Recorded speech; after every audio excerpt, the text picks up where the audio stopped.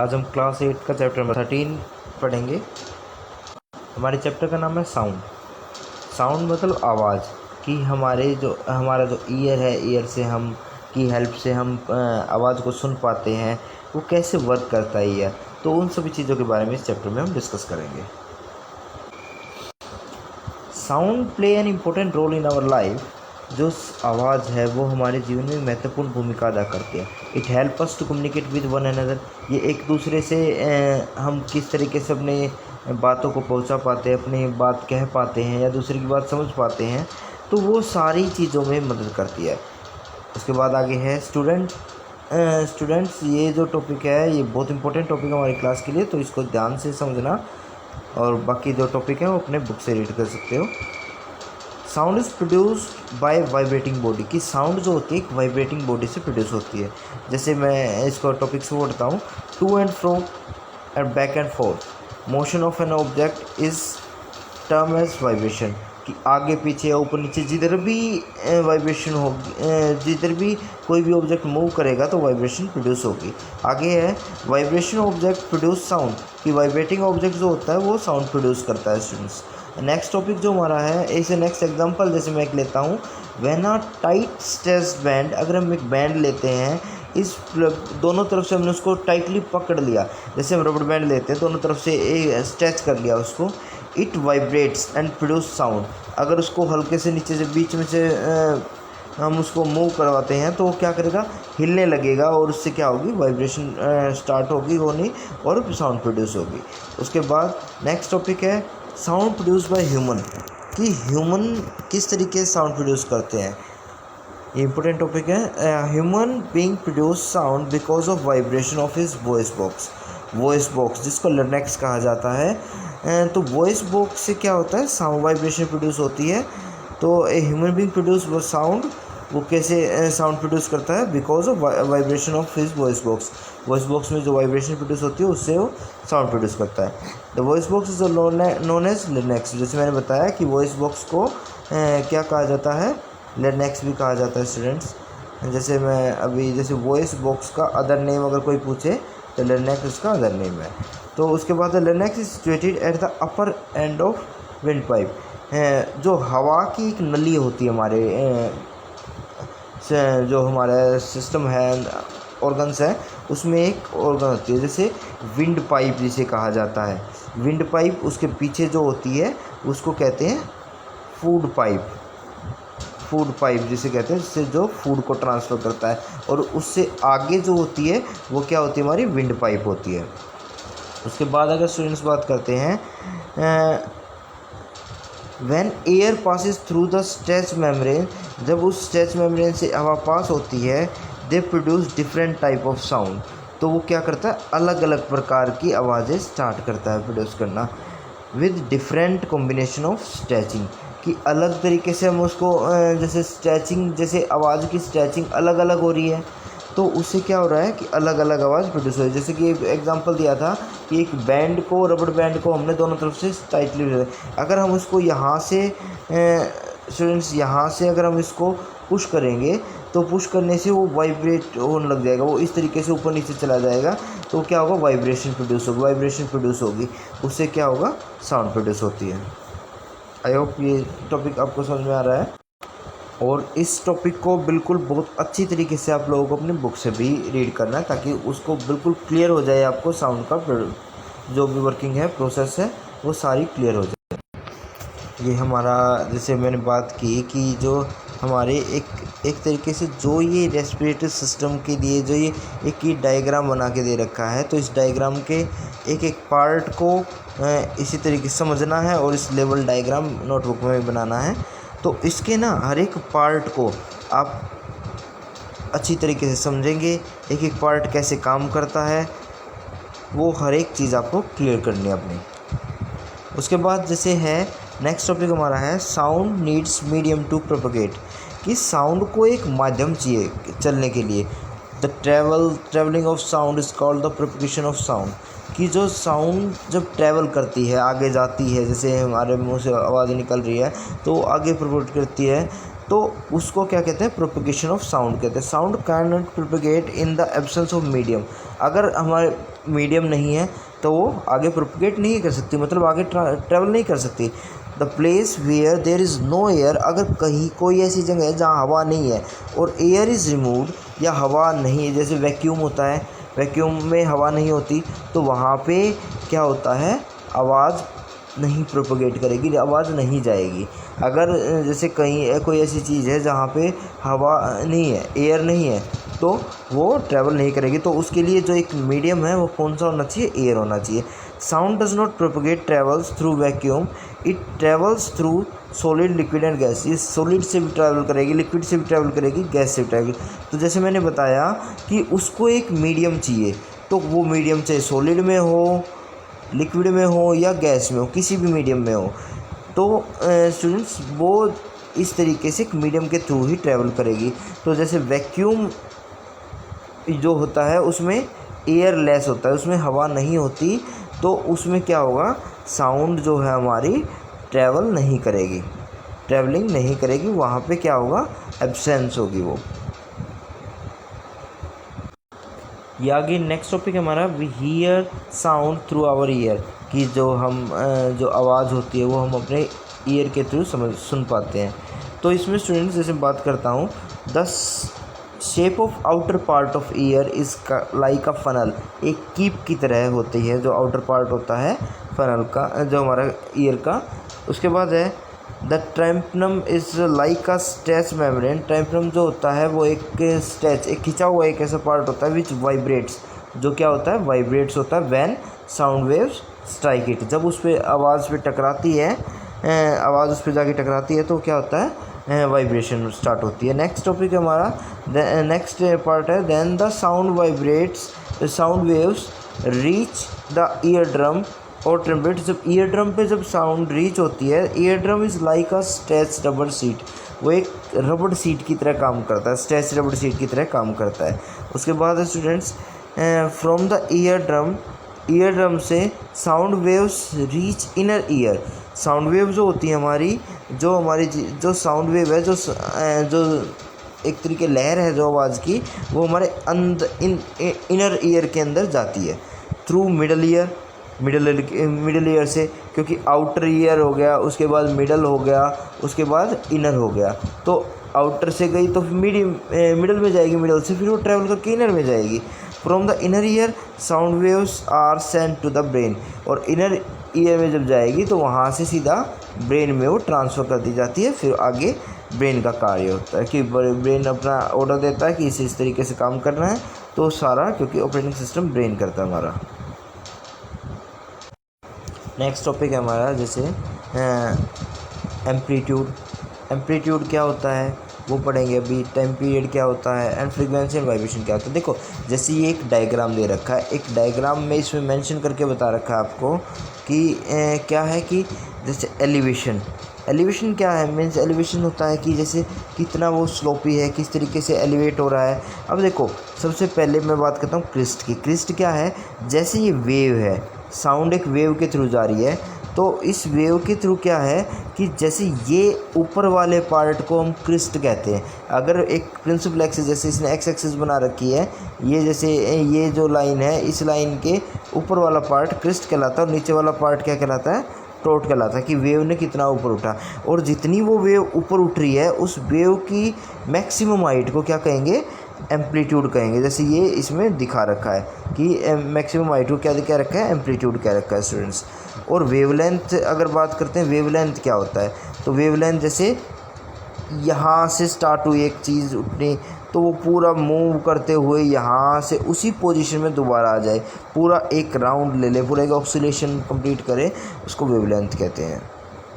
उसके बाद है टू और fro motion of an object is known as oscillation, कि आगे और पीछे जो मोशन होता है उसको क्या कहते हैं, ऑक्सीलेशन कहते हैं, ऑक्सीलरी मोशन कहते हैं। आगे है when a payable is dropped in the pond, जब एक तालाब में एक पेबल को, एक पत्थर को फेंका जाता है, it produce the ripples in the water, वो क्या करता है पानी में, जैसे पानी है एक पोंड है, उस पोंड में अगर पत्थर को फेंका तो उसके चारों तरफ एक राउंड से आ जाते हैं, सर्कल से बन जाते हैं, क्योंकि एक लहर सी डेवलप होती है।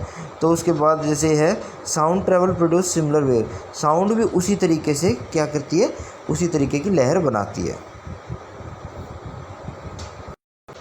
आगे बात करते हैं हम amplitude, frequency and two important character of sound. जैसे sound produce by different object, sound अलग अलग ऑब्जेक्ट से प्रोड्यूस होती है, are differentiated by the amplitude and frequency of sound, जो एम्पलीट्यूड और फ्रीक्वेंसी ऑफ साउंड से पता चलता है। फ्रीक्वेंसी क्या होती है, number of oscillation per second, कि कितने उसने ऑक्सीलेशन किए। मान लो कि 20, अगर मैं इसको बताता हूँ, जैसे नंबर ऑफ ऑक्सीलेशन, जैसे फ्रीक्वेंसी का मतलब क्या होता है, फ्रीक्वेंसी का मतलब होता है number of oscillation, number of oscillation upon में पर सेकंड के अकॉर्डिंग होता है। जैसे मान लो कि उसने 120 ऑक्सीलेशन किए, 120 राउंड लिए, और कितना टाइम लिया उसने, 60 सेकंड उसने लिए।